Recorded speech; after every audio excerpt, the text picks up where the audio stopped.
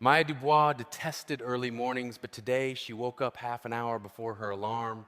The morning sun streamed through the blinds, drawing intricate patterns on the wall. The 30-year-old woman stretched in bed and smiled.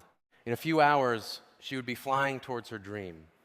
2 weeks on the Pacific coast, 2 weeks away from the office, reports, and endless meetings. 2 weeks with the man she loved more than life itself. Her suitcase had been packed yesterday. Maya got out of bed and walked over to the mirror. Her hazel eyes looked back at her with a mischievous sparkle. Long, auburn hair fell over her shoulders in soft waves. The light tan she had gotten at a local tanning salon in anticipation of her vacation made her even more attractive. "You did it, Maya. Now you deserve a little happiness," she whispered to her reflection. Her phone vibrated on the bedside table, a message from Liam. "Good morning, my love. See you at the airport. Check-in counter at 10:30 a.m. "I can't wait for us to be alone." Maya smiled. Every message from him made her heart beat faster. Liam Harrison, the husband of her boss, Chloe, the man with whom she was about to spend her dream vacation. Their affair had started 6 months ago at a corporate event. Chloe was away on a business trip at the time, and Liam had come to the party alone. Tall, with piercing gray eyes and a charming smile, he immediately caught Maya's attention. She never thought she could fall for a married man, especially not her boss's husband. But after a few glasses of champagne, they started talking, and Maya saw a kindred spirit in him, a person who truly understood her.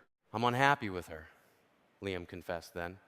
"We've been living like roommates for a long time. Chloe only thinks about work, about her career. She doesn't care about me." Since that evening, everything had spiraled. Secret meetings after work, messages they immediately deleted, calls from their work phones to leave no trace. Maya knew she was doing something wrong. At Northgate Corp., where she had worked as a financial analyst for 5 years, Chloe Harrison was the CEO, her direct supervisor. An ambitious, powerful woman, always impeccably dressed, she inspired fear in her subordinates.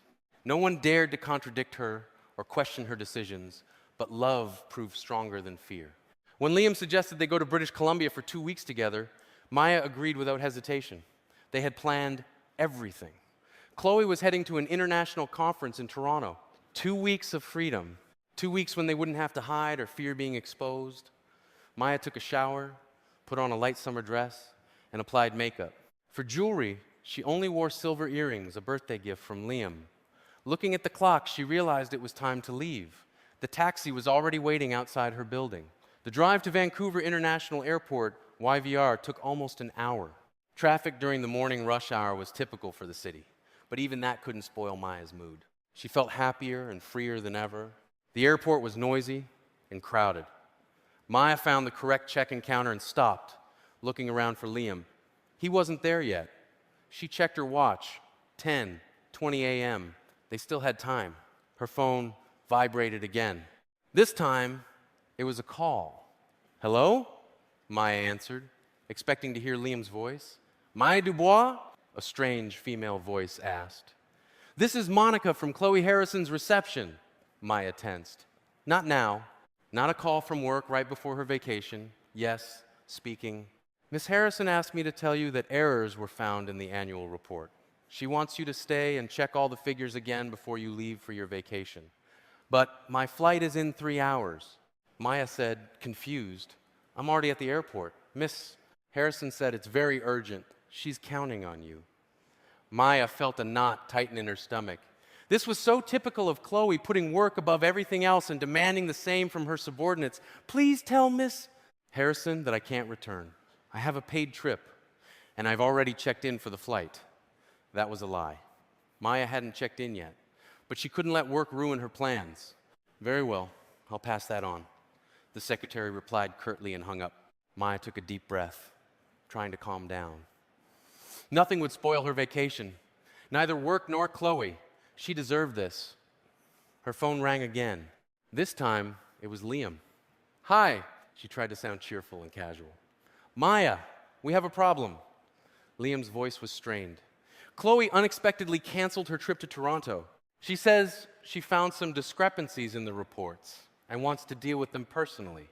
Maya felt the ground disappearing from under her feet. "What do you mean?" She canceled her trip? She's at the office? Yes, she's there right now. Maya, I think she suspects something.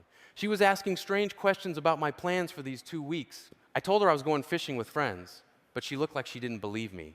Maya closed her eyes. Everything was falling apart. Their perfect plan, their long-awaited vacation. What should we do? I don't know. Despair was audible in Liam's voice. Maybe we should postpone the trip? Maya felt a pang of disappointment. We've been waiting for this for so long, Liam. Are we really going to back out at the last minute?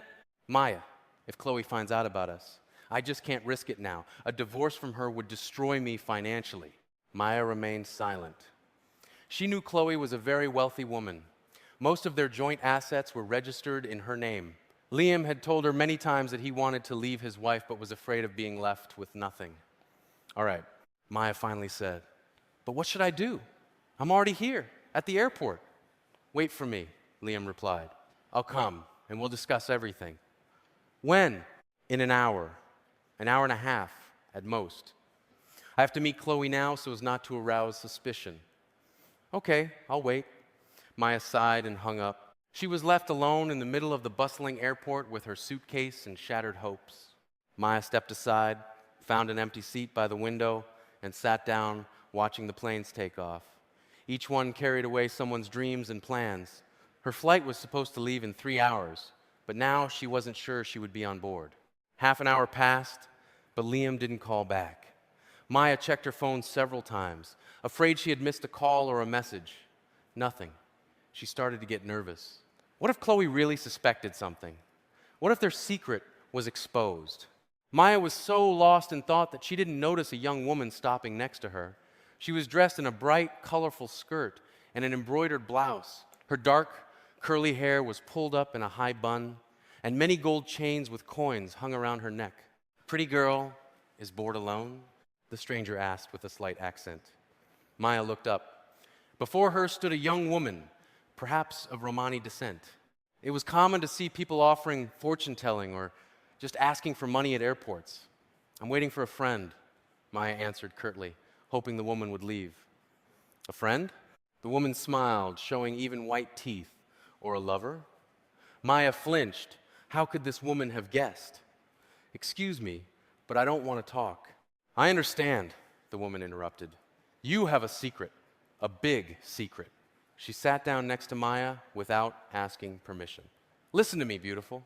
I see trouble in your eyes. Maya wanted to get up and leave, but something in the woman's words made her stay. What trouble? The woman took her hand. Her fingers were warm and dry. You are flying with another woman's husband, she whispered. You think you love him, but he is leading you into a trap. Maya sharply pulled her hand away. Who are you? Who sent you? The woman shook her head. No one. Beautiful. I just see what others do not, and I see danger. What danger? Despite her skepticism, Maya felt a chill run down her spine. Return your ticket, the woman said firmly. Go back to work and look into your office. You will find the answers there. Maya felt a lump rise in her throat. Who are you? How do you know about my job? The woman smiled, a mysterious smile. I know many things, beautiful, but that is not important now. What is important is that you must return, or it will be too late. She stood up and, without another word, disappeared into the crowd. Maya remained sitting, stunned by this strange encounter. How could the woman know about her and Liam? And what danger awaited her? Her phone vibrated. A message from Liam. Can't come. Chloe won't let me go. I think she really suspects something. Let's postpone the trip. Sorry, my love. Maya reread the message several times, unable to believe her eyes. Everything was ruined. The entire plan, all her hopes. And then she remembered the woman's words. Asterisk. Return your ticket, go back to work, and look into your office.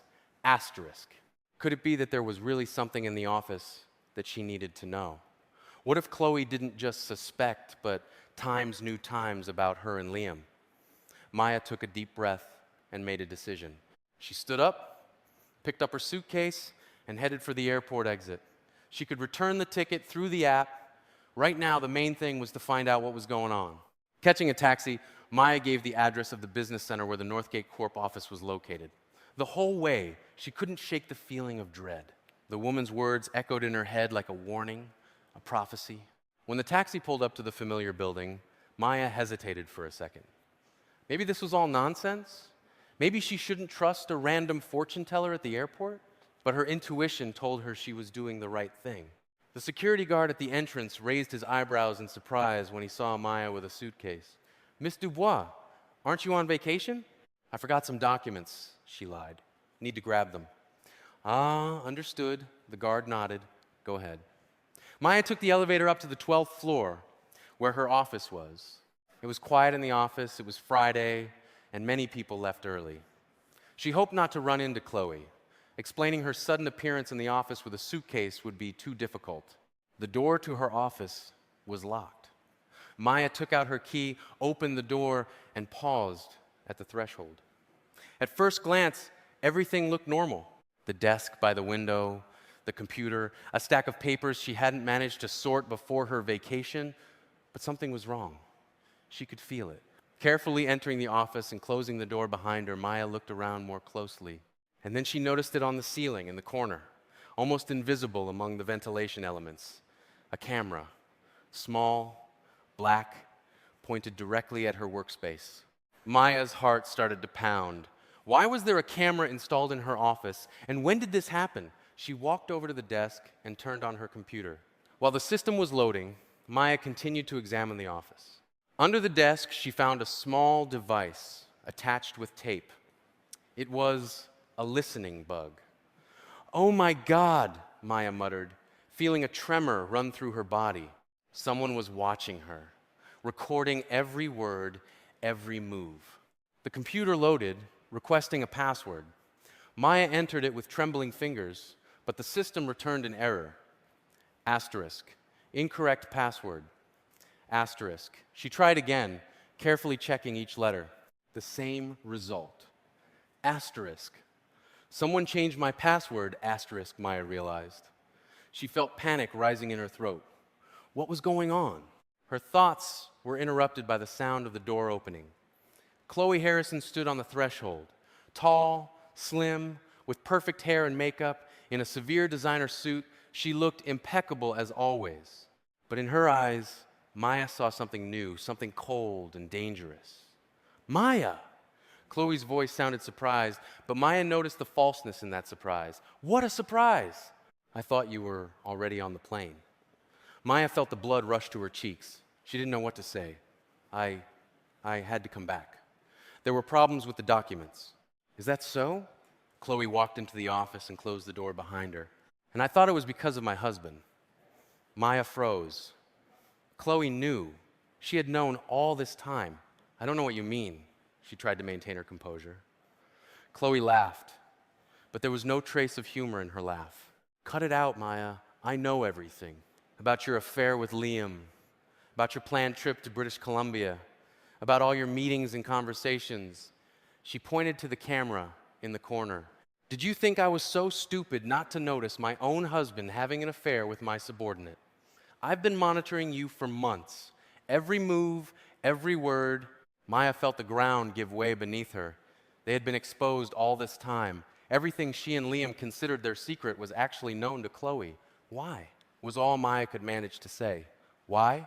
Chloe walked closer. "You're asking why I was watching the woman who was sleeping with my husband?" "No."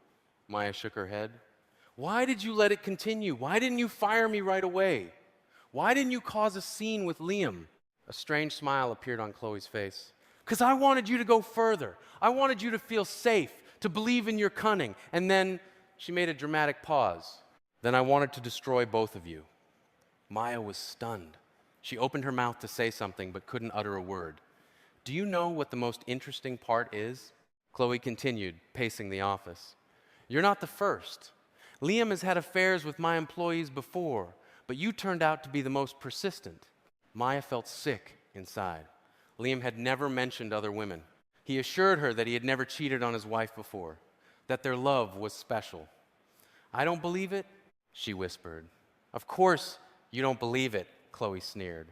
"None of you believe it until you face the truth. Do you think you're special to him? The one for whom he'll leave me and start a new life?" Maya remained silent. That's exactly what she thought. That's what she had hoped for. Poor naive girl, Chloe shook her head. Liam will never leave me. Do you know why? Because he's a coward. And because without me, he's nothing. She walked over to Maya's desk and sat on the edge. I created him. When we met, he was a nobody, a simple sales manager with a meager salary. I gave him connections, money, status, and he knows it perfectly well. Maya felt nausea rising in her throat. Could everything Liam told her have been a lie? Were all his promises, all their plans for the future, just a way to get her into bed? If you knew everything, Maya said slowly, then why didn't you just fire me? Why install cameras and bugs in my office? Chloe smiled, and a chill ran down Maya's spine from that smile. Because it's not just about your fling with my husband. There's something more important. She stood up and walked to the window, looking out at the city below. Northgate Corp isn't just a company, Maya. It's my life. I built it from the ground up, turned it into one of the market leaders, and I won't allow anyone to jeopardize what I've created, even if that someone is my own husband. Maya frowned, not understanding what Chloe was hinting at. I didn't threaten your company. I just fell in love. With my husband, Chloe interrupted her. Perhaps. But you also gained access to financial documents that you shouldn't have seen. Maya recalled how, a few months ago, Liam had asked her to check some reports. He said Chloe was too busy and had entrusted it to him. But he didn't understand finance. Maya hadn't thought much of it then. After all, he was the CEO's husband and had the right to request such documents. Those reports? She asked. But there was nothing unusual in them, just standard financial summaries. Not exactly. Chloe turned to her. Did you not notice the discrepancies? The numbers that didn't add up? Maya tried to remember. The reports were voluminous, dozens of pages with tables and graphs. She had quickly skimmed through them without delving into the details. No, I thought everything was fine. Fortunately for me, Chloe nodded. Otherwise, we'd be having a completely different conversation. She approached Maya closely. Listen to me carefully. You will pack your things now and leave forever. I won't sue you for commercial espionage. I won't destroy your reputation by telling everyone how you slept with your boss's husband. I'll simply let you disappear from my life. Maya felt a wave of anger rising inside her. All these threats, all this intimidation. She didn't deserve this treatment. And what if I don't leave? She asked quietly.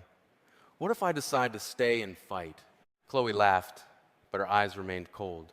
Fight whom? Me? You have no chance, Maya. I will crush you like a bug. She took out her phone and showed Maya the screen. It was a video. It showed Maya and Liam kissing in her office. I have hundreds of recordings like this, Chloe said. Every meeting, every conversation, I can destroy both of you if I want to. Maya stared at the screen, unable to look away. They truly had been exposed this entire time. What about Liam? She asked. Will you kick him out of your life too? Liam? Chloe put her phone away. No, I'll deal with him differently. He'll stay with me, because without me, he's nothing. She headed for the door but stopped at the threshold. You have 1 hour to pack your things and leave the office. After that, security will be instructed not to let you into the building. And yes, don't try to contact Liam. He won't answer your calls anymore. Chloe left, leaving Maya alone in the office, which had been turned into a surveillance center. Maya sank into her chair, feeling tears welling up in her eyes. Everything had collapsed. Her career, her relationship, her hopes for the future, everything turned to dust. She took out her phone and dialed Liam's number. It rang, but he didn't answer. After the 5th ring, the voicemail came on. Maya didn't leave a message. What could she say? That Chloe knew everything, that their plans were ruined, that maybe everything between them was just another amusement for him. Her gaze fell on the computer. The password had been changed, but maybe she could access the system another way. Maya had worked in IT before becoming a financial analyst and remembered some old skills. She took a USB stick out of her purse. She always carried one, just in case. Inserting it into the USB port, Maya launched a recovery program. A few minutes later, she gained access to her computer, bypassing the standard authentication system. Asterisk. At least that works. Asterisk, Maya thought, looking at her desktop. She opened her email but found that most of the messages had been deleted. It seemed Chloe, or someone on her instruction had already cleaned out her account. Maya checked the network drives, the same financial report she had been working on for the past few months. Everything looked normal, but Chloe's words kept haunting her. Asterisk. Did you not notice the discrepancies? The numbers that didn't add up? Asterisk. What was she talking about? Maya opened the folder with the reports Liam had shown her. She started carefully checking every figure, every formula in the tables, and then she saw it. Minor discrepancies in sums, undocumented write-offs, funds transferred to accounts of companies that were not on the official supplier list. "Oh my God," a voice behind her whispered. "Those are financial frauds." Maya spun around. Liam stood in the doorway. He looked exhausted. His tie was loose, and despair was written on his face. "Liam, what's going on?" Maya stood up, unsure whether to be happy about his appearance or afraid. He walked into the office and closed the door behind him. "Chloe has been laundering money through the company," he said quietly, walking over to Maya, "for several years now. I found out about it accidentally 6 months ago." Maya felt the blood pounding in her temples. "And you didn't report it to the police?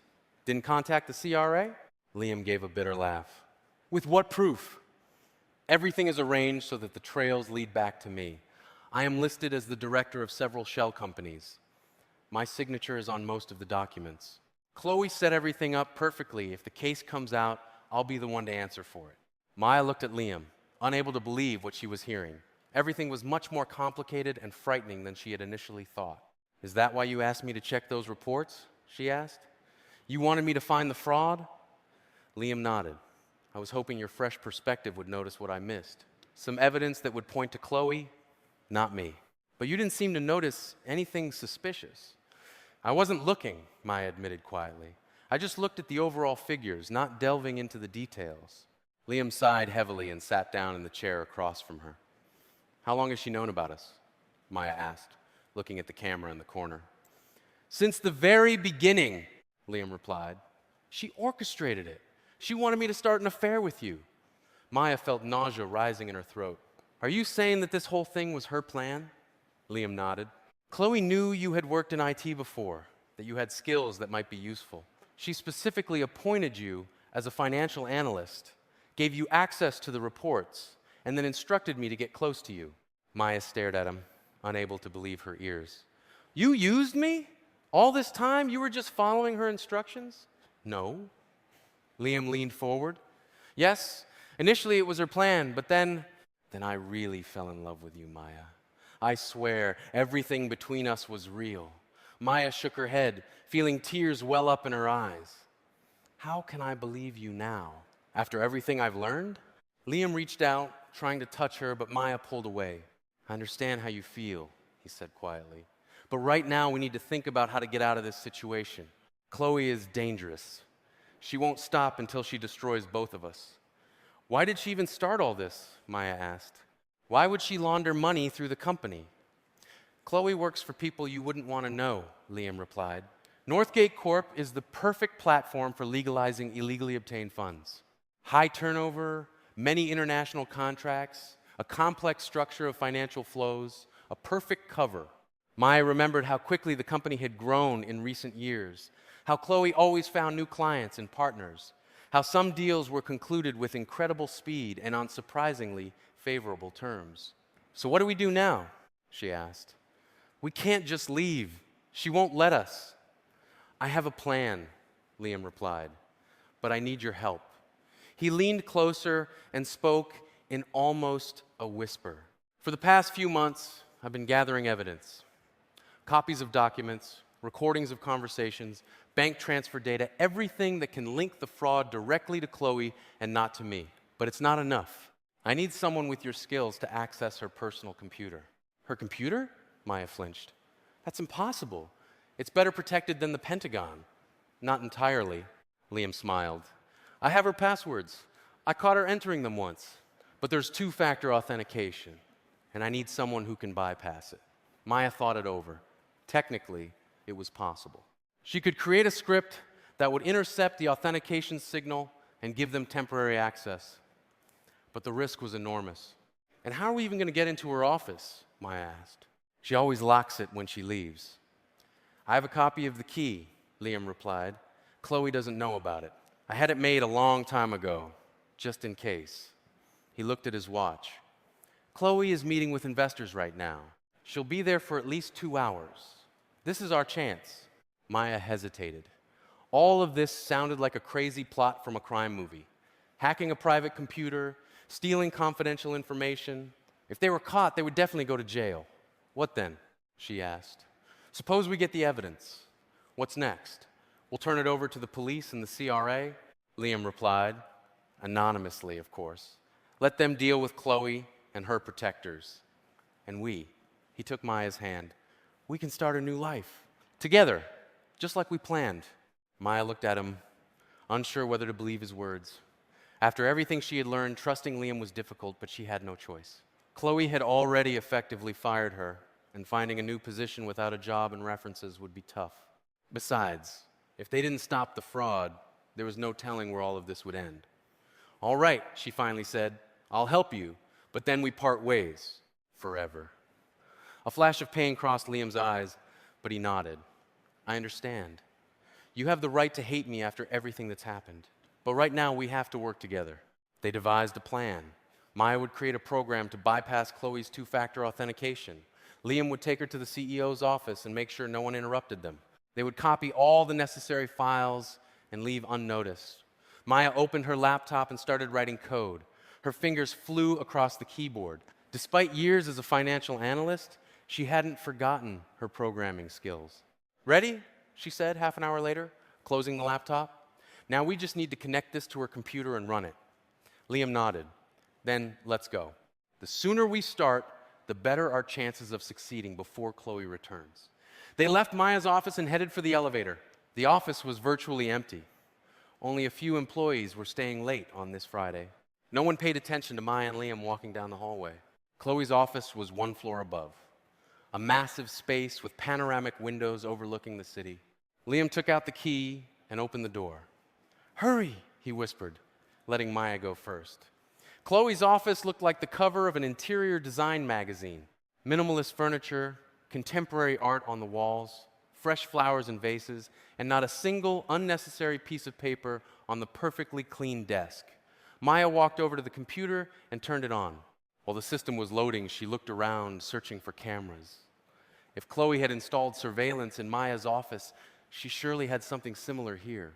Don't worry, Liam said, as if reading her mind. There are no cameras here. Chloe is too paranoid to let anyone watch her. The computer loaded, asking for a password. Liam leaned in and entered the combination of symbols. The system accepted the password, but immediately asked for a code from the two-factor authentication application. Your turn, Liam said, stepping back. Maya took out the USB stick, plugged it into the computer, and launched her program. The screen flickered for a second, and then the system bypassed the two-factor authentication step and loaded the desktop. You're a genius, Liam smiled. I just know how this security works, Maya replied, her eyes glued to the screen. We don't have much time. What exactly are we looking for? Documents related to offshore companies, everything about international transfers, and Chloe's personal correspondence with the people on the list I'll give you. He took a folded piece of paper from his pocket and handed it to Maya. It was a list of names and companies, most of which she had never heard of. Maya started searching. She opened folder after folder, reviewed files, and copied everything that seemed important onto the external drive Liam had given her. Look, she said, opening a new document. This is an agreement with some company in the Cayman Islands. They supposedly provide consulting services, but the amounts are huge. Liam came closer and looked over her shoulder. Exactly what we need. This is one of the main laundering schemes. Money goes to offshore accounts disguised as service payments and then returns through other companies as clean income.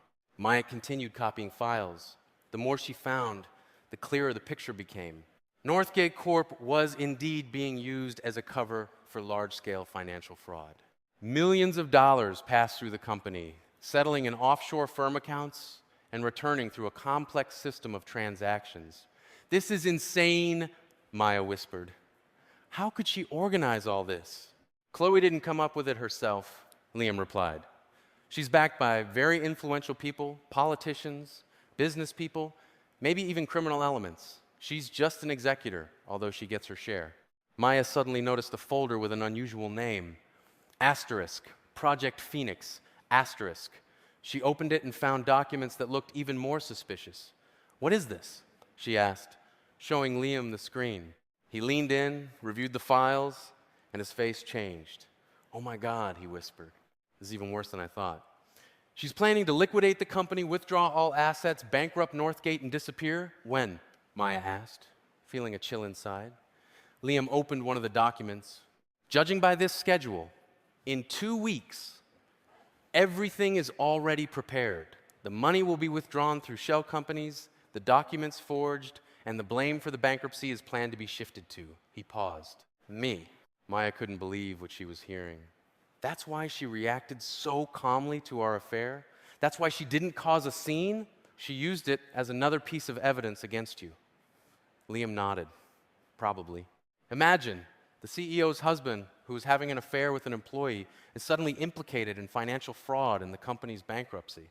The perfect scapegoat." He looked at Maya. "You're on that list too. They plan to accuse both of us. Your signature is on several key documents related to the financial reports." Maya remembered all the papers she had signed over the past few months. She had never read them very carefully, trusting Chloe and the legal department. "We need to copy all of this," she said determinedly. "And we also need to find her correspondence. If she discussed these plans with anyone, that will be direct proof." They continued their search.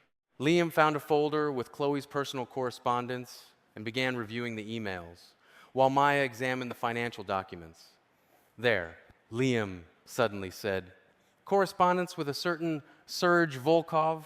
He mentions Project Phoenix and discusses the details of asset withdrawal, and it explicitly says how to pin everything on me and you."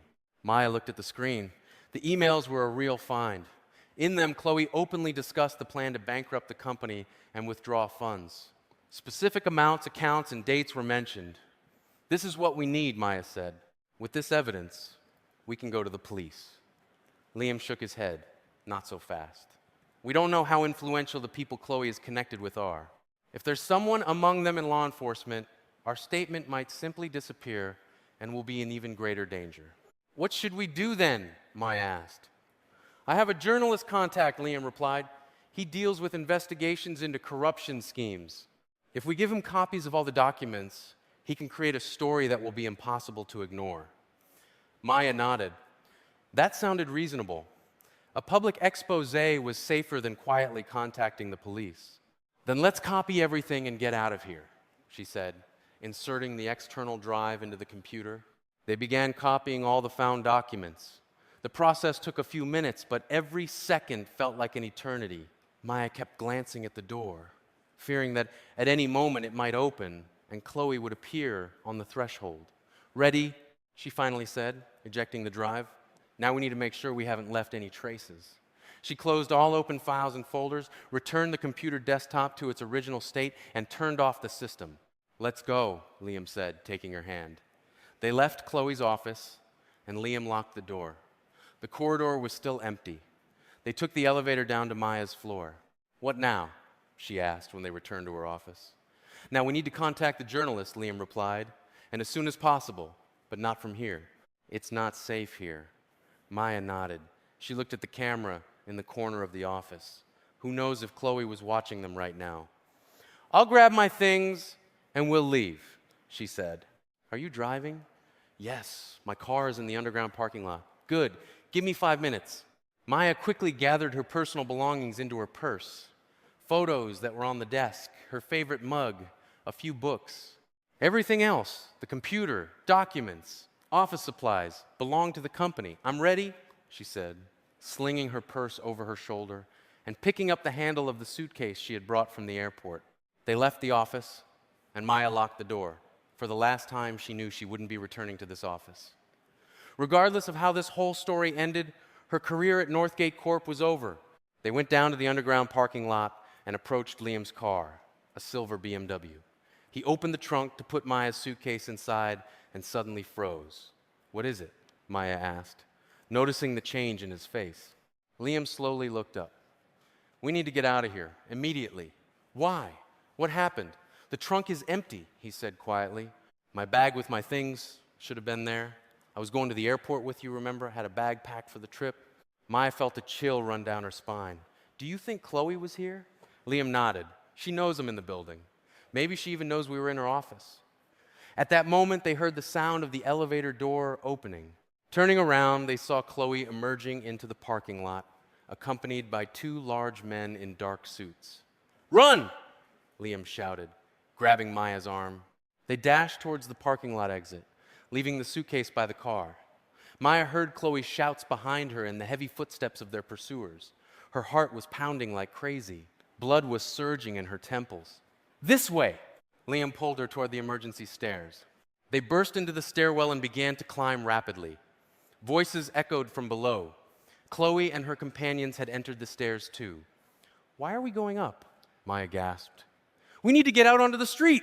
They'll catch us right away out there, Liam replied. Security at the entrance, surveillance cameras. Chloe has surely already alerted them. They climbed higher and higher, leaping over steps. Maya felt her lungs burning from the lack of air. Her heeled shoes were not meant for such a marathon. Where are we going? She asked as they passed the 15th floor. To the roof, Liam replied. We can cross over to the next building from there. Different security, different cameras. We'll have a chance to slip away unnoticed. They reached the top floor, and Liam pushed open the door to the roof. The evening air hit their faces. The sun was already setting, painting the city's skyscrapers in golden hues. That way, Liam pointed to the edge of the roof, where a narrow bridge connected their building to the adjacent business center. They ran towards the bridge, but suddenly the roof door opened again, and their pursuers appeared on the threshold. Chloe remained by the entrance, while the two men rushed after them. Faster! Liam shouted, pushing Maya onto the bridge. She stepped onto the narrow metal structure and froze. Below was a 15-story drop. One wrong step, and she would fall to her death. I can't, Maya whispered, backing away. I'm afraid of heights. Maya, please. Desperation was in Liam's voice. We have no choice. They're catching up. He was right. The men were already 20 meters away and quickly closing the distance. Maya took a deep breath and stepped onto the bridge again. One step, another step. The bridge swayed slightly under her weight.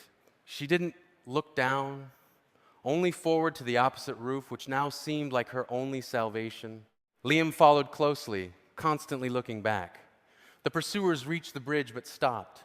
It seemed they were also unwilling to risk their lives on the shaky structure. Almost there, Liam encouraged Maya. Just a little further. They covered the last few meters and jumped onto the solid surface of the adjacent building's roof. Maya felt her legs buckle from the terror she had experienced, but Liam supported her. You did great, he said. Now we need to get downstairs and get out of here as quickly as possible. They found the stairwell door and went down. Unlike their office, this business center was virtually empty. The workday had long ended. They reached the ground floor unimpeded and exited through a side door onto a side street. What now? Maya asked when they were a safe distance from the building. She still couldn't believe what had happened. Just this morning, she was going on her dream vacation, and now she was running from pursuit, holding evidence of financial crimes. We need to find a safe place, Liam replied. Chloe won't stop. She has too much at stake. He looked around and hailed a passing taxi.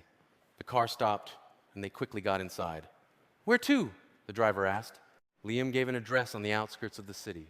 It's my friend's apartment, he explained to Maya. He's abroad right now. We can wait there for a few days. No one will find us. Maya nodded silently. She felt drained. Too much information, too many shocks for one day. What we found, she said quietly, it's not just financial fraud, is it? It's much more serious. Liam looked out the window at the city rushing past. Yes, he finally replied. Northgate is being used to launder money from illegal operations, maybe even worse. And you knew all this time? Reproach was in Maya's voice. Not everything, Liam shook his head. I started suspecting something about a year ago when I noticed oddities in the company's financial reports. But I only got concrete proof 6 months ago. That's when Maya finished for him. Our affair started. Chloe instructed you to get close to me so I could help find the evidence, didn't she? Liam nodded, not looking at her. At first, yes. That was her plan. But then everything changed.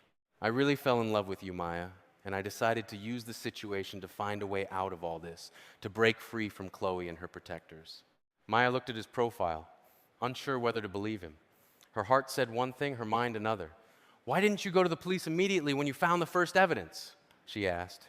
"I tried," Liam said bitterly. "I anonymously contacted a detective whom I thought was honest. A week later, he died in a car accident. Accident, as the papers wrote. But I realized I was dealing with very dangerous people and that the direct route was not an option." The taxi stopped outside a typical apartment building on the outskirts of the city. Liam paid the driver and they got out. "Seventh floor apartment," he said as they entered the building. "The elevator's out of order, so we'll have to walk." They climbed the stairs and stopped in front of a simple metal door. Liam took a set of keys from his pocket, selected one, and unlocked the door. The apartment was small but cozy. Simple furniture, minimal decor, but clean and tidy. "Make yourself at home," Liam said, locking all the deadbolts. "There should be some food in the fridge.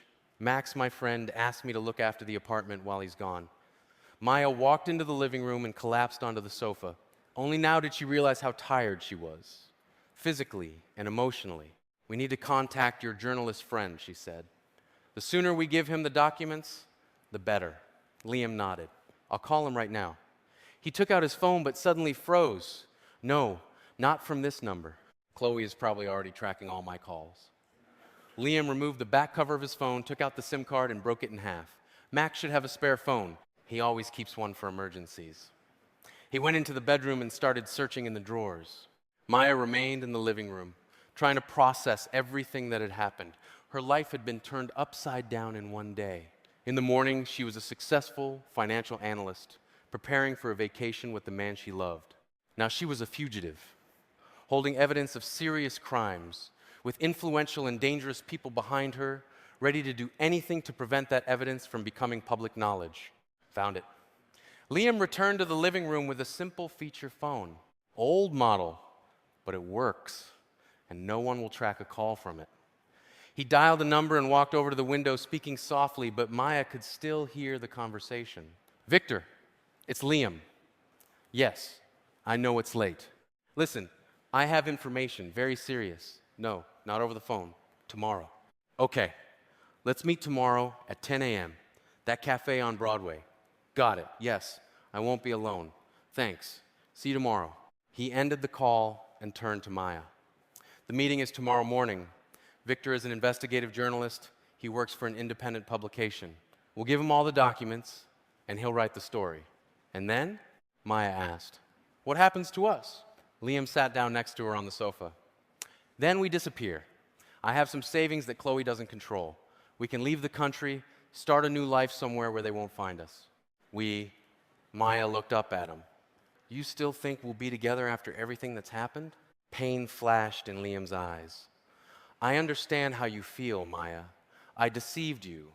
I used you. But my feelings for you are real. I truly love you." Maya shook her head. "I don't know who or what to believe anymore. Everything I thought was true turned out to be a lie. My job, our relationship, even my damn vacation. It was all part of some big game where I was just a pawn." Liam tried to say something, but Maya raised her hand, stopping him. "Let's first deal with what's happening. We'll hand over the evidence, ensure our safety, and then we'll decide what to do next, separately or together." He nodded, accepting her decision. "You're right. The main thing now is to survive and bring the truth to light. The rest can wait." Maya stood up from the sofa. "I want to take a shower and get some rest. Today's been too long." "Of course," Liam pointed to the door on the right. "The bathroom is there. I'll see what I can find for dinner." Maya went into the bathroom, locked the door, and leaned her back against it. Only now, left alone, did she allow the tears to flow. Everything had collapsed. Her career, her relationship, her plans for the future, everything had turned to ruins. But somewhere deep inside, hope flickered. Perhaps something new and better would emerge from this chaos. Perhaps through all these trials, she would find her true path. Maya washed her face with warm water, wiping away the tears and makeup. A tired face with red eyes was reflected in the mirror, but there was no more despair in those eyes, only determination. "I'll manage," she said to her reflection. "No matter what happens next, I'll manage." The next morning began for Maya with the smell of freshly brewed coffee. She opened her eyes and didn't immediately realize where she was, a strange room, an unfamiliar bed. Then the memories returned, the flight, the chase, Liam's friend's apartment. Maya sat up in bed, rubbing her eyes. She felt exhausted, despite having slept for almost 10 hours. Too many emotions, too much stress. She got up and left the bedroom. Liam was in the kitchen, making breakfast. "Good morning," he said when he saw Maya. "How did you sleep?" "Not bad, considering the circumstances," she replied, sitting down at the table. "What time is it?" 8:30 a.m. We still have time before the meeting with Victor. Liam placed a cup of coffee and a plate of scrambled eggs in front of her. "Eat. You need your strength." Maya nodded and started eating. Only now did she realize how hungry she was. Yesterday, she had refused dinner, saying she just wanted to go to sleep. "Do we have a plan?" she asked, sipping her coffee. "What will we do after meeting the journalist?" Liam sat down opposite her with a cup in his hands. "I thought about it all night. We need to disappear for a while. I have contacts abroad who can help. But first, we need to get out of the city unnoticed. Airports and train stations will surely be under surveillance," Maya noted. "Chloe knows our passport details. She can track bookings." Liam nodded. "Exactly. That's why we'll drive. Max has an old Ford in the garage. No one will be looking for us in that car." Maya thought about it. The plan sounded risky, but they didn't seem to have any other options. "And the documents?" she asked. "The external drive with the files?" "It's all with me." Liam patted the breast pocket of his shirt. "I haven't let go of it for a minute." They finished breakfast and started getting ready. Maya changed into clothes she found in the closet, apparently belonging to Max's girlfriend. The jeans were a bit big, and the t-shirt was too bright, but she couldn't be picky. Her own clothes would stand out too much. An elegant vacation dress was not the best choice for a fugitive. At 9:30 a.m., they left the apartment. Liam was tense, constantly looking around. They went down to the underground garage, where the old silver Ford was parked. "Here's our transportation," Liam said, opening the door with a key. Not a Ferrari, of course, but it will do its job. They got into the car and drove out of the garage. To reach the cafe where the meeting with the journalist was scheduled, they had to drive across the entire city. "Do you think Chloe has already filed the police report?" Maya asked, looking out the window at the buildings flashing by. "Unlikely," Liam replied, carefully watching the road. "It's too dangerous for her. The police will start asking questions, digging for information. Most likely, she'll use her connections to find us through unofficial channels." Maya shuddered, imagining what unofficial channels Chloe might use. The people behind her clearly didn't shy away from any methods. They arrived at the cafe 10 minutes before the scheduled time. It was a small establishment in an old part of the city, far from business centers and tourist routes. An ideal place for a meeting that needed to be kept secret. "Wait here," Liam said, stopping the car in an alley behind the cafe. "I'll check if Victor is there." He got out of the car and headed towards the cafe entrance. Maya remained sitting, nervously tapping her fingers on her knee. Dozens of thoughts raced through her mind. What if the meeting with the journalist was a trap? What if Victor worked for the same people as Chloe? What if... Her thoughts were interrupted by Liam, who returned 5 minutes later. "Victor is inside," he said. "Everything is clean. No suspicious people. Let's go." They entered the cafe together. At this time of day, there were few visitors. A couple of elderly men playing chess in the corner, a young woman with a laptop by the window, and a middle-aged man at a table in the back of the room. He raised his hand, greeting Liam. "That's Victor," Liam whispered to Maya, and they walked over to the table. Victor was a stout man in his 40s, with attentive gray eyes and early graying in his dark hair. He stood up when they approached and extended his hand, first to Liam, then to Maya. "Pleased to meet you," he said, shaking Maya's hand. They sat down at the table. Victor looked calm, but tension was visible in his eyes. "So," he said, lowering his voice, "Liam mentioned you have serious information." Liam nodded and took the external drive out of his pocket. "Here's proof of financial fraud at Northgate Corp. Money laundering, document forgery, impending bankruptcy with asset withdrawal. Victor whistled softly. Serious accusations. Do you have concrete documents to back this up? Everything is on it, Liam replied. Financial reports, company management correspondence, details of the fund, withdrawal schemes, everything needed for an investigation. Victor took the drive and slipped it into his jacket's inner pocket. I will review the materials and contact you. If everything is confirmed, we will publish the investigation in the coming days. We don't have several days? Maya objected. We're being hunted. And as soon as Chloe realizes we have the evidence, she'll do everything to stop us. Victor looked at her intently. I understand your haste, but journalistic investigation takes time. I need to verify all the facts, find confirmation from independent sources, otherwise the story won't hold up. How long will you need? Liam asked. At least 2 to 3 days, if the information is as compelling as you say. Liam and Maya exchanged glances. 3 days was a long time. Too long, considering their situation. All right, Liam finally said. 3 days, but no more.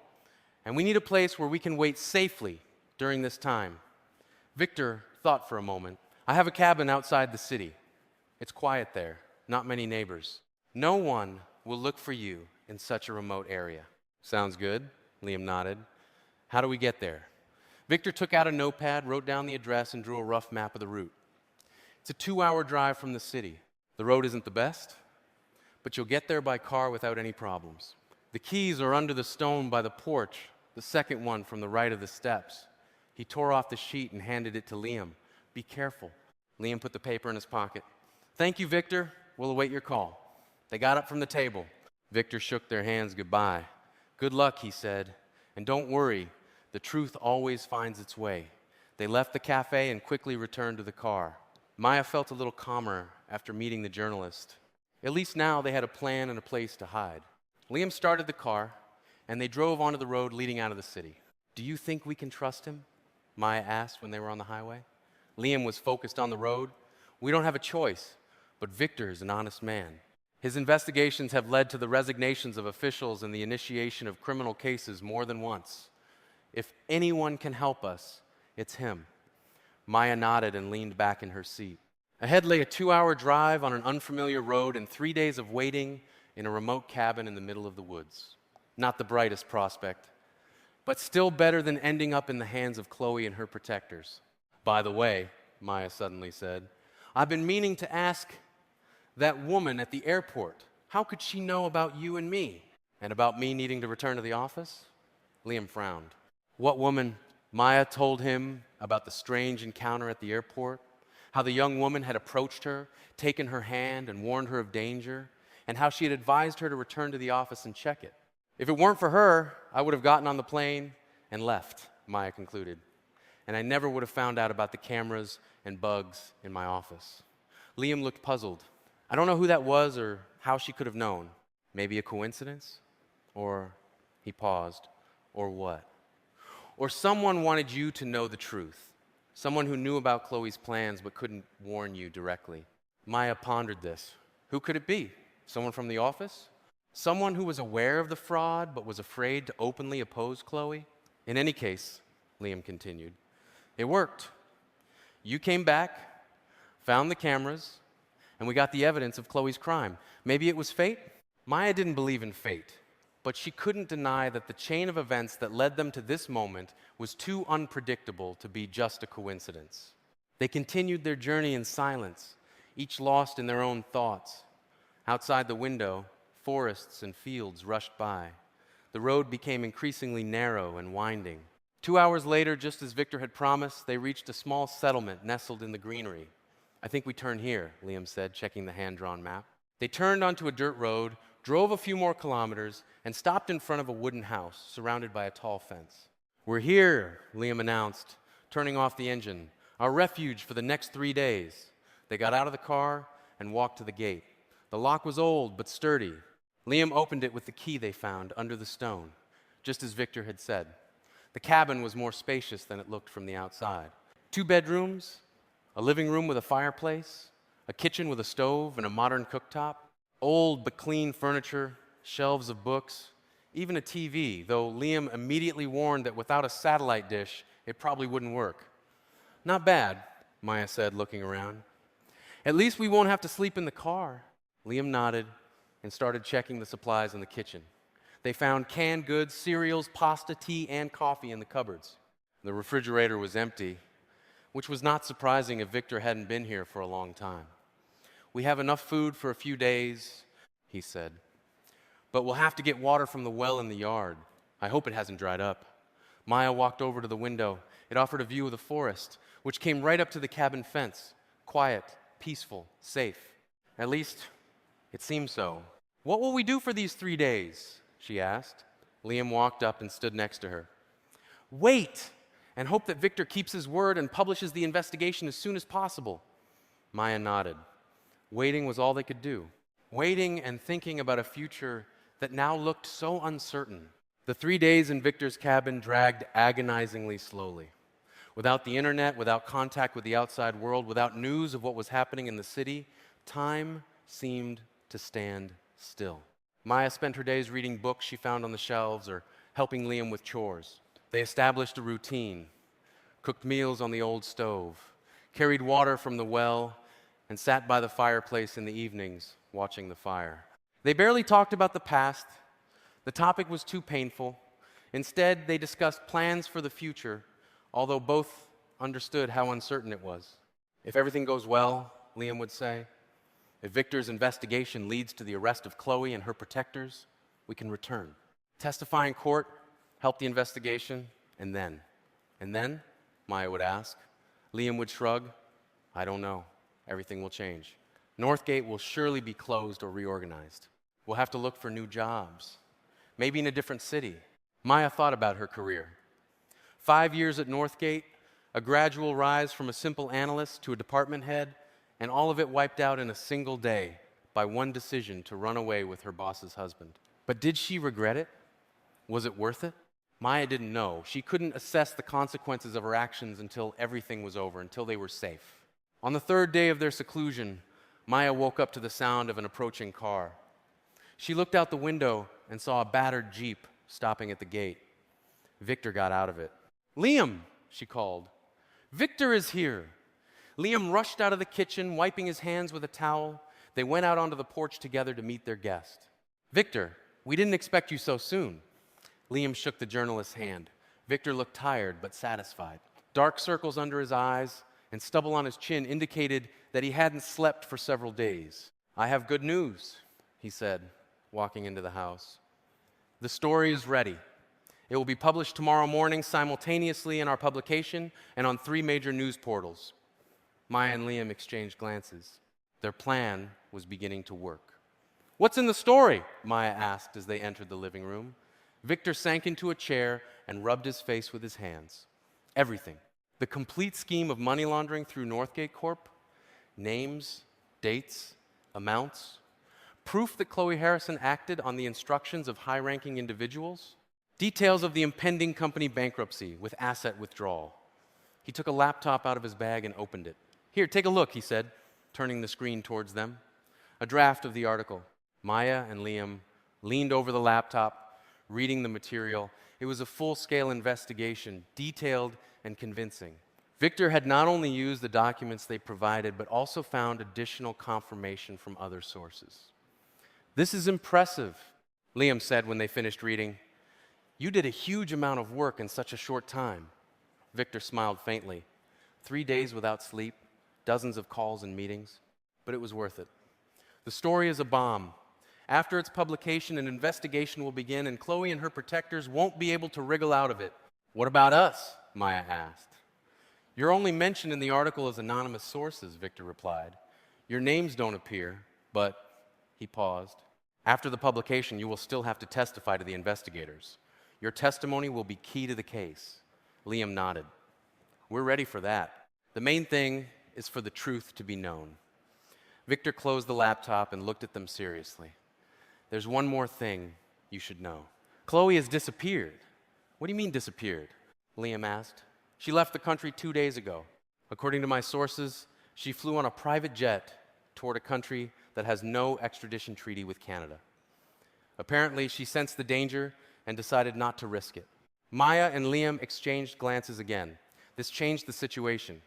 If Chloe had fled, Their immediate danger was over. And her protectors? Maya asked cautiously. They are still here, Victor replied, and they don't know about the impending publication. Tomorrow will be an unpleasant surprise for them. He stood up from the chair. I came to warn you and to tell you that tomorrow, after the story is released, representatives of the investigative committee will come for you. They will take your official testimony and provide protection if needed. Thank you, Victor. Liam extended his hand. You're risking no less than we are. The journalist shook his hand. It's my job to reveal the truth, no matter how unpleasant it is. He said goodbye and left, leaving Maya and Liam alone with their thoughts and expectations. Tomorrow everything will change, Maya said quietly, looking out the window at Victor's receding car. Nothing will ever be the same. Liam walked over and gently took her hand. It's for the best, Maya. We are doing the right thing, stopping crimes, saving the company, protecting people who could have suffered from Chloe's fraud. Maya looked at him. At this moment, she almost believed him. She almost believed that everything he did was for the sake of justice, not for some hidden motives. I know, she said. It's just suddenly. Just a week ago, I was an ordinary financial analyst preparing for a vacation. And now you're a hero, Liam said softly. A person who wasn't afraid to stand up against the system, against corruption and crime. Maya smiled bitterly. A hero. I just wanted to be happy with you. And in the end, I got drawn into a story of financial fraud, escape, and investigation. Liam lowered his head. I'm sorry, he said quietly. I shouldn't have involved you in all this. I shouldn't have used your feelings. But you did, Maya interrupted him. And now we're here, waiting for the article to come out tomorrow that will change our lives forever. She pulled her hand away from his palm and walked to the window. Let's not talk about this now, she said. We have one more evening before everything that happens tomorrow. Let's just have dinner, sit by the fireplace like normal people, without talk of crimes, investigations, and the future. Liam nodded, accepting her suggestion. They spent the evening, almost like the previous days. They cooked dinner, talked about the books they had read, and sat by the fireplace watching the fire. But tension hung in the air, in anticipation of the upcoming changes. When they went to bed in separate rooms, Maya couldn't fall asleep for a long time. Thoughts swirled in her head, memories of the past few days, anxiety about the future. What would happen tomorrow? How would their lives change after the article was published? Could she ever return to a normal life? With these thoughts, she finally drifted into a troubled sleep. The morning began with a loud noise. Someone was pounding on the cabin door. Maya jumped out of bed. Her heart was racing wildly. Who could it be? The investigators Victor spoke of, or Chloe's people who had found them after all? She looked out the window and saw several police cars near the gate. People in uniform and plain clothes stood by the porch. Liam, she called. It's the police. Liam rushed out of his bedroom, pulling on his shirt. Already? He looked at his watch. Only 8 a.m. Victor said the article would be out in the morning, but he didn't think the reaction would be so fast. Open up, police. The voice outside the door rang out again. Liam walked to the door. Who is it, he asked. Investigative committee. Open the door immediately. Liam looked at Maya and whispered, the article must be out already. Be ready for questioning. He opened the door. A man in a sharp suit stood on the threshold, followed by several police officers. Liam Harrison? The man asked. Yes, that's me. You are under arrest on suspicion of large-scale fraud, the man said in an official tone, showing his ID. I am Detective Karpov, leading the case of financial fraud at Northgate Corp. 2 police officers entered the house and took Liam by the arms. Wait, Maya stepped forward. There must be some mistake. Liam is not a criminal. He helped uncover Chloe Harrison's fraud. Detective Karpov turned to her. Maya Dubois. Yes, that's me. You are also under arrest on the same suspicion. Please come with us. We have a warrant for your arrest. Maya was stunned. A warrant? But why? We handed over the evidence. We collaborated with a journalist. What journalist?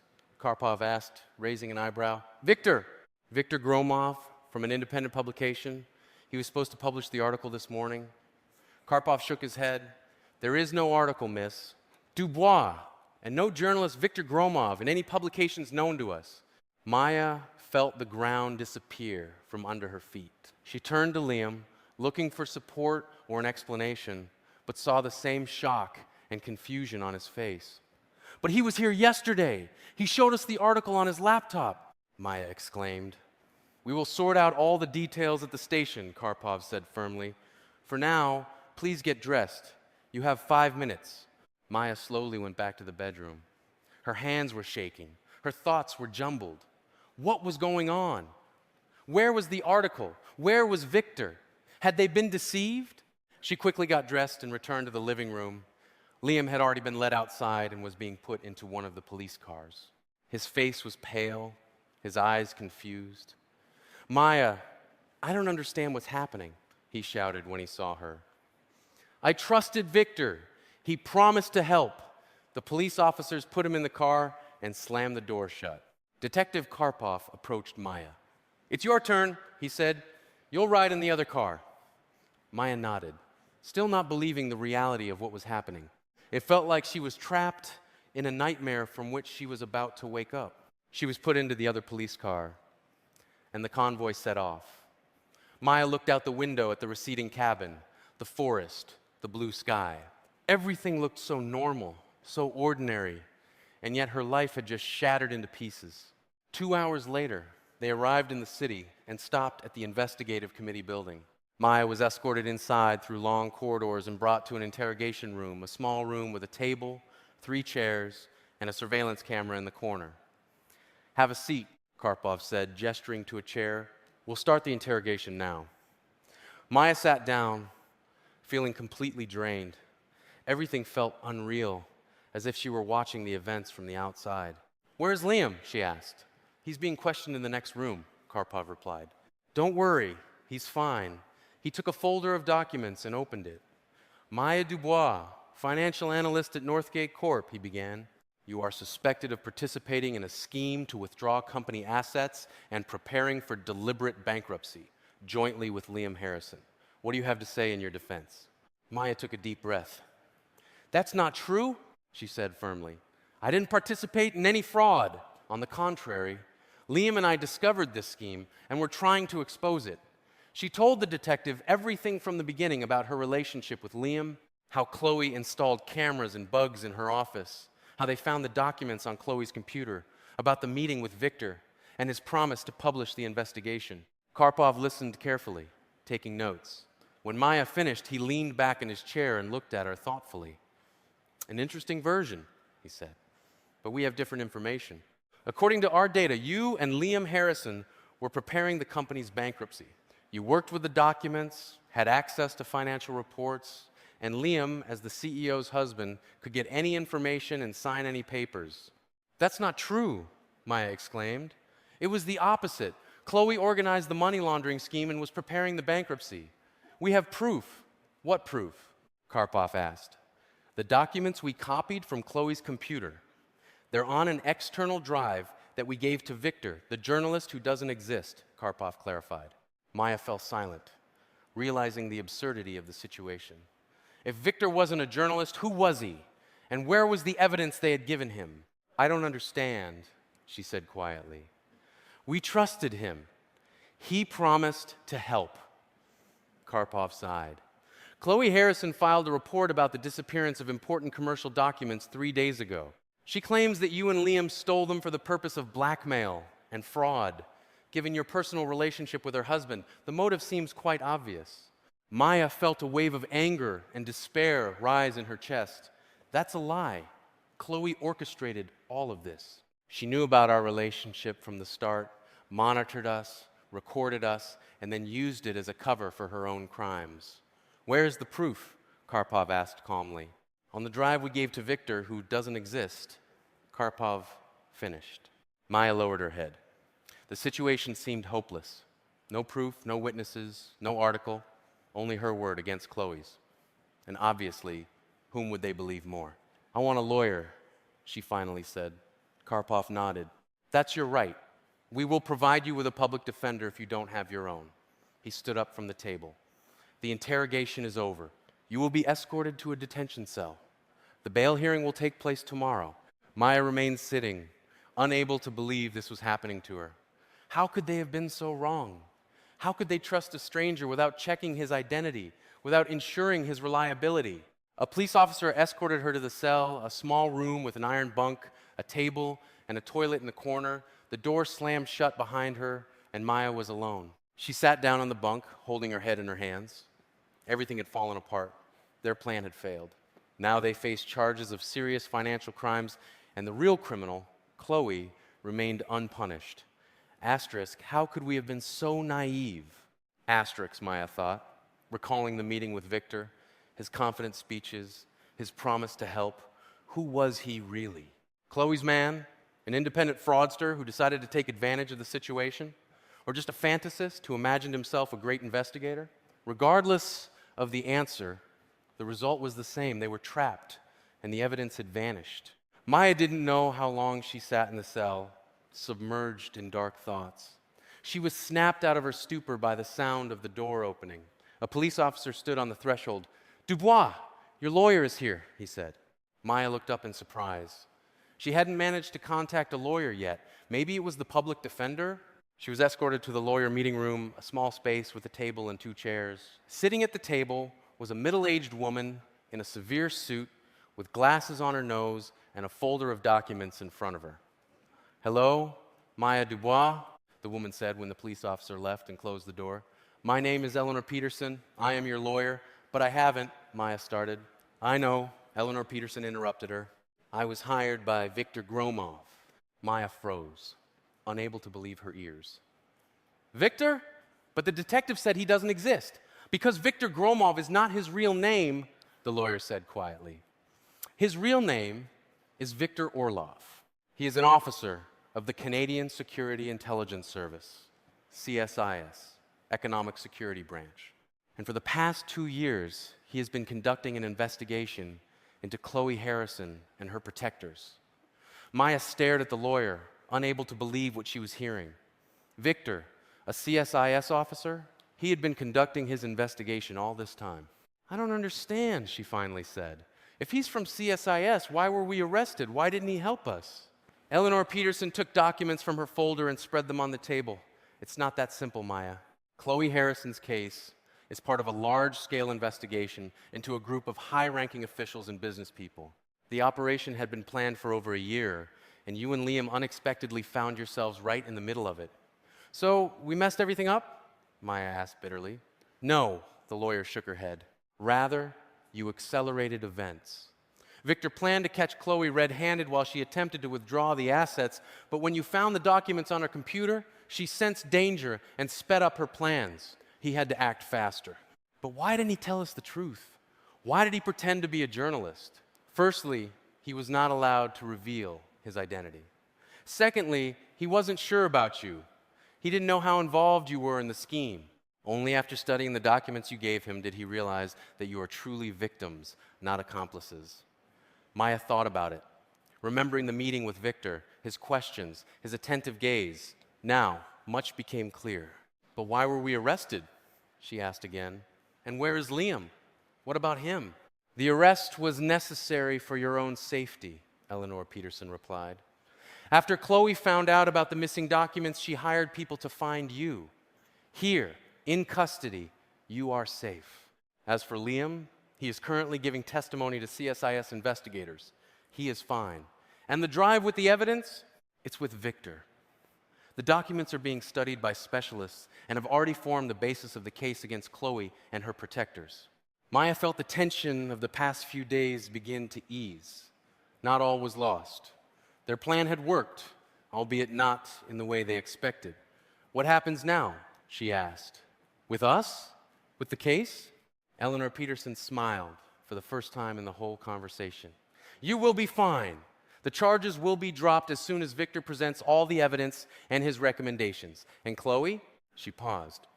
"Chloe has already been detained." "What?" Maya leaned forward. "But the detective said she left the country. That was part of the operation," the lawyer explained. "Chloe did try to escape, but she was detained at the Dubai airport at the request of our special services. The issue of her extradition is currently being resolved.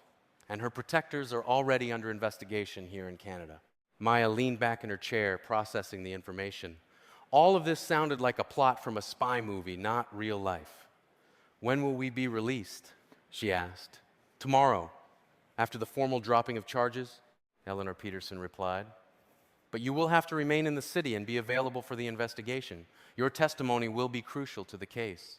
She gathered the documents back into the folder. "I have one more question," Maya said, remembering the strange encounter at the airport. "The woman who approached me and warned me of danger, who was she? Also part of the operation?" Eleanor Peterson frowned. "The woman? I don't know about any woman. That was not part of the operation, as far as I know." Maya nodded. "So it was a coincidence after all, or someone's private intervention that even CSIS didn't know about."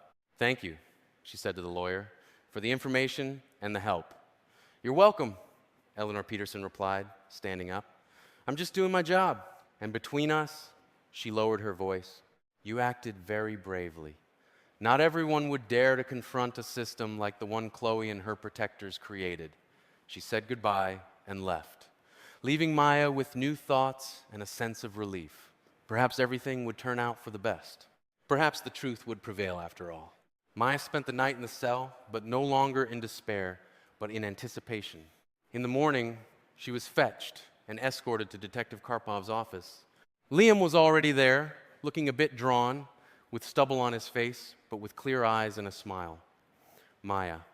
He stepped towards her but stopped, hesitating to embrace her. "Are you all right?" "Yes," she nodded. "My lawyer came to see me and explain the situation." Karpov, who was watching their meeting, cleared his throat, drawing their attention. "So," he said in an official tone, "in connection with new circumstances and evidence provided by the Economic Security Service, the charges against both of you are dropped. You are free. But you must remain in the city until the end of the investigation and trial." He handed them documents. "Sign here. This confirms that you are aware of the decision and undertake not to leave the city." Maya and Liam signed the papers. "You can get your belongings from the officer on duty," Karpov added. "And yes, a man is waiting for you in the reception area." He introduced himself as Victor Orlov. Leaving the detective's office, they indeed saw Victor, or now Orlov. He looked completely different from their last meeting, in a sharp suit, clean-shaven, with the confident and calm gaze of a professional. "Maya, Liam," he nodded to them. "Glad to see you free. I apologize for the necessary secrecy and temporary inconvenience." "Inconvenience?" Maya couldn't contain her indignation. "You call arrest and a night in a cell an inconvenience?" Victor looked at her with understanding. "I know it was difficult. But, believe me, it was the only way to ensure your safety and preserve the operation. If Chloe had found out you were cooperating with us, the consequences could have been much more severe than a night in a cell." Maya wanted to argue, but she understood he was right. Chloe would stop at nothing to protect herself and her protectors. "What now?" Liam asked. "Karpov said we have to stay in the city." "Yes, until the investigation is complete," Victor confirmed. "But that doesn't mean you have to stay locked up. You can return to your normal lives." He paused. "Northgate will never be the same. The company is under temporary management and an audit is underway. Many employees will be questioned." "And us?" Maya asked. "What will happen to us?" "You are key witnesses," Victor replied. "Your testimony will be decisive in court, but that doesn't mean you should put your lives on hold. On the contrary, the sooner you return to normal life, the better." He took a business card from his pocket and handed it to Maya. "My real phone number. If any problems or questions arise, call anytime." Maya took the card. It simply read, *Victor Orlov, Economic Security Department. Thank you, she said, putting the card in her purse. "And one more thing," Victor added. "The materials you provided us with turned out to be very valuable, much more valuable than you might have guessed. They allowed us not only to expose the scheme at Northgate Corp, but also to uncover an entire network of similar companies through which billions of dollars were being laundered. You have done the country a great service." Liam and Maya exchanged glances. The thought that their actions had such far-reaching consequences was both frightening and inspiring. "We just wanted the truth," Maya said quietly. And thanks to you, the truth prevailed. Victor nodded. Now, if you have no further questions, I must go. Work awaits. He shook their hands and left, leaving them alone in the reception area of the investigative committee. What now? Liam asked, looking at Maya. She thought about it. Everything that had happened in the past few days had completely changed her life. Work at Northgate was in the past. The relationship with Liam, a difficult question. I don't know, Maya answered honestly. I need time to process everything, to figure out what to do next. Liam nodded, understanding her feelings. I have a suggestion, he said. Let's start small. Let's just go somewhere to eat. I'm starving, and I'm sure you are too. Maya smiled.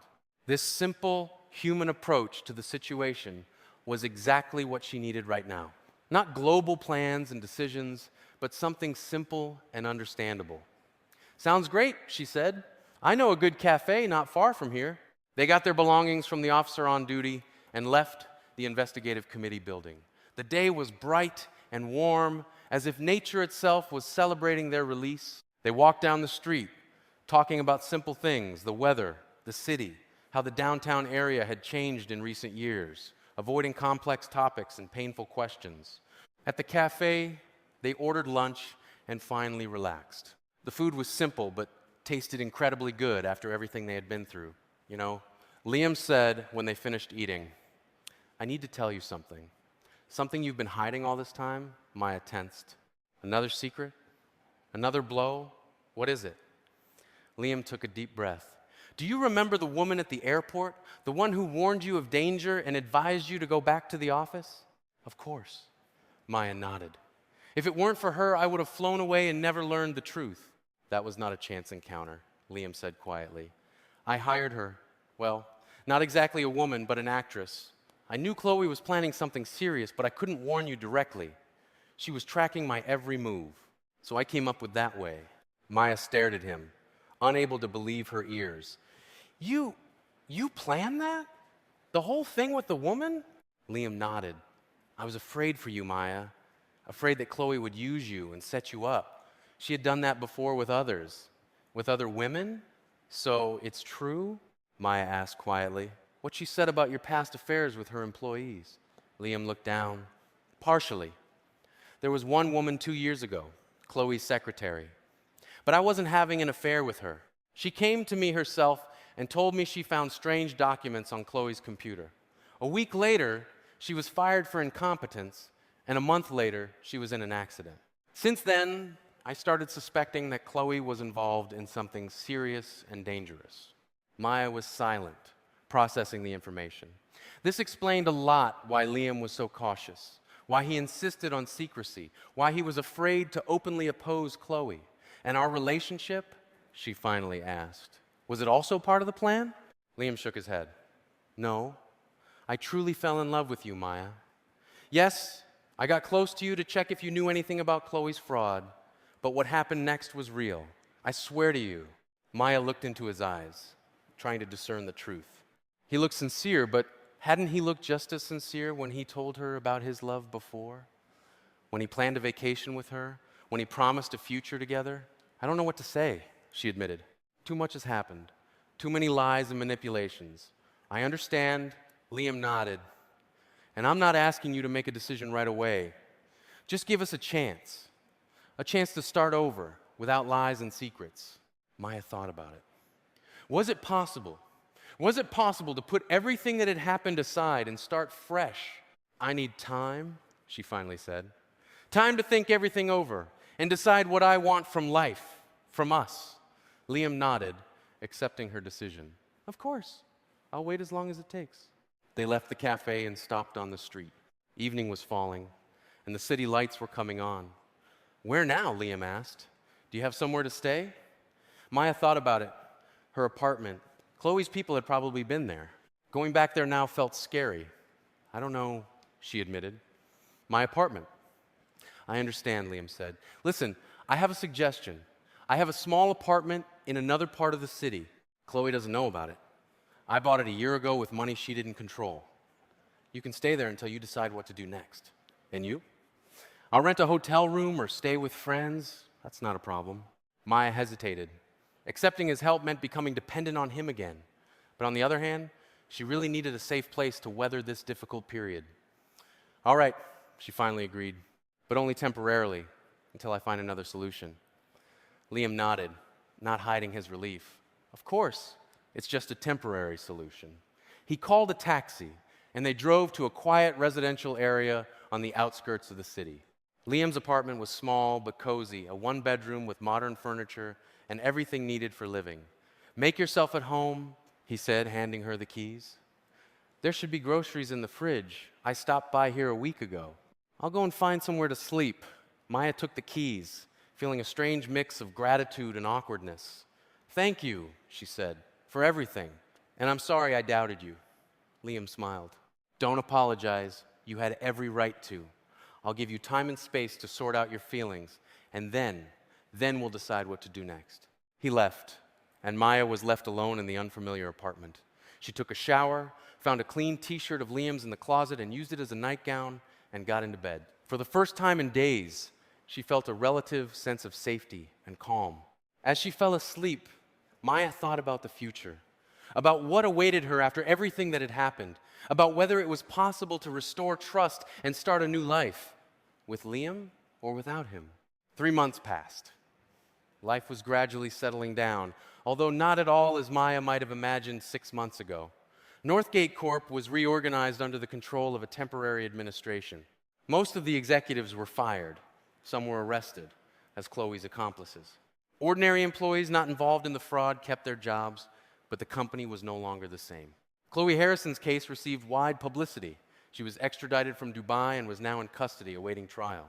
Several high-ranking officials and business people whose names previously dominated the headlines of business publications were also under investigation with her. The money laundering scheme they had built turned out to be much larger than anyone could have guessed.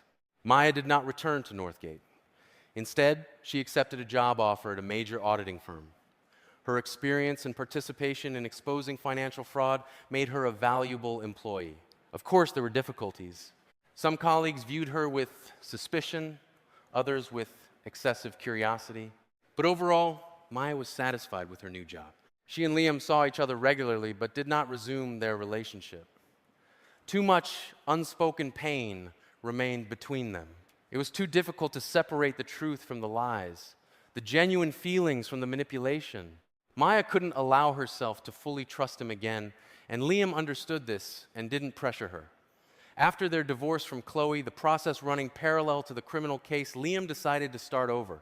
He sold the property that hadn't been seized as part of the investigation and opened a small consulting firm. The irony was that he now consulted companies on economic security and combating corporate fraud. Viktor Orlov sometimes called them to check in and kept them updated on the case's progress.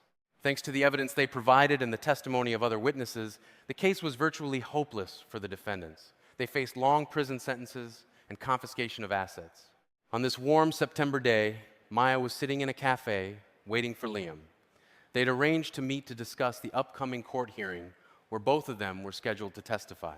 Liam arrived exactly on time. He looked good fit, confident, with a slight tan from a recent trip south. "Hello," he said, sitting down opposite Maya. "How are you?"